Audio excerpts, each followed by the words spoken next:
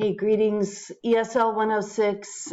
Just a short video here to finish up Unit 1 and take a look at Skill 3, which is in your book at the very end next to this longer reading, Reading 5. So would you turn with me to your book? We're going to take a look at, yikes, which page? At page 54. Sorry. And before we go there, take a look at this question. This is a question that I asked you in your quiz for Vocabulary 1B. And most of you did great on that quiz. I asked questions like this. Do you write in the margins of your textbooks? And it's interesting. Most of you said yes, you like to write in your margins and take notes and try to figure out what's going on in each paragraph as you read. But a few of you said, no, I don't like to mess up my book like that. I don't want to make my book difficult to read the next time. So I'm not writing in the margins. And that's fine too, of course. You can always take notes right in your notebook as you read these articles. So here we are. We're talking on page 54 about Skill 3, annotating a reading. And you could be annotating in a notebook. You could be annotating in the textbook, in the margins. But my question for you is, what are the kinds of things you take notes on? When you take notes as you're reading, how do you take notes? So first I'll ask you, how do you take notes? Do you take notes in a notebook? Are you using the margins? Are you using a computer? Are you writing things down? Do you prefer to type? How do you take notes when you read? And we really find that good readers are often taking notes, are active when they're approaching an article. And so they're not approaching reading passively, just comfortably sitting back, but they have a pen or a pencil in their hand and they're engaging with the text. Some of the things that you might notice if you look at these pages that are annotated are highlighting, underlining, writing in the margins. These are different ways to engage with a text, right? And when I say annotating, I'm just talking about the idea of note-taking. And you can see that word note in annotating. And it might look like any of these. Highlighting is a good idea for finding main ideas, highlighting the thesis or the topic sentence. Underlining can be a really good idea for definitions or words that you want to remember. Writing in the margins, that's another good idea, especially if you want to make your own comment, if you want to make a question or disagree with something that's in the article. Writing in the margins can be really handy for that. What kinds of things do you highlight? As you're going through an article, you might be highlighting keywords, main ideas. Definitions are really helpful. They're good to highlight. Supporting points, if you think this is one of the main supporting points, that's a good idea as well. And then what kinds of things are you writing in the margins? Here's just some more ideas. Notes, unfamiliar words. You might be drawing arrows. Sometimes that's helpful to make a line between two ideas that you want to connect. Or you might also be putting numbers. Like here's one type of virtual reality, here's another type, and give the list numbers as you're reading. You can make question marks or stars or exclamation marks, whatever you want to do to show your own response as you're reading the article.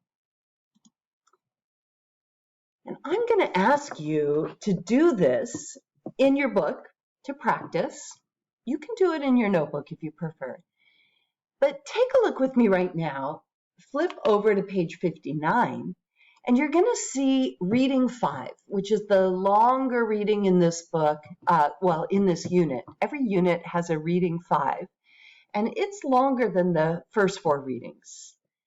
So we're going to take a look at this reading. I'm going to ask you to highlight it, to try to find something in each paragraph that is a main point. Circle words that you see. They might be vocabulary words. They might be key words that you want to understand better. And then write notes in the margin. Look for claims, evidence. Look for definitions of unfamiliar words. The while you read questions in the margins are going to help you to know what to look for. And after you've annotated, after you've looked at this article, I have an assignment for you to do. You're going to open up reading assignment, skill assignment 3, and answer some questions about this article using your notes, using all these annotations that you're making. So let's just look, do a preview, a quick look overall at the article. Take a look at how many pages you see, how many sections you see, how many paragraphs you see. As you look at the article, you're going to see that, oh, it's a little bit longer. It's 6 sections. And I can see 27 paragraphs divided into 6 sections. What would you say the topic is, guys? As you look through these pages, what words do you see again and again repeated throughout the topics, the subtopics? I definitely see the word information. I see that in the title, in some of the subtitles. And I also see the word data. And I'm going to be curious to ask more about these words, information and data. And when I look at the pictures, I specifically see this is talking about digital information, computer information, right? We might call it information science. And this is looking, I see on page 60 at data centers, or how data gets stored in computers. This should be an interesting article. I don't know very much about computers and data, so I'm going to have to read carefully, but I'm really just looking for the main ideas. What is this talking about as it talks about how information got smart? Here are some questions that might help you as you're looking for main ideas here, just before you start reading. I'd love to know more. If you're a computer science major, do you already know about how companies collect information from their customers? How do they know so much about us? How do the advertisements pop up in the screen that show me they've been paying attention to the things I've been shopping for or the things I've been looking at on the computer, right? Clearly, they're collecting information about me and about where I'm going with my web searches. What is information science? Some of you have said that you're computer science majors.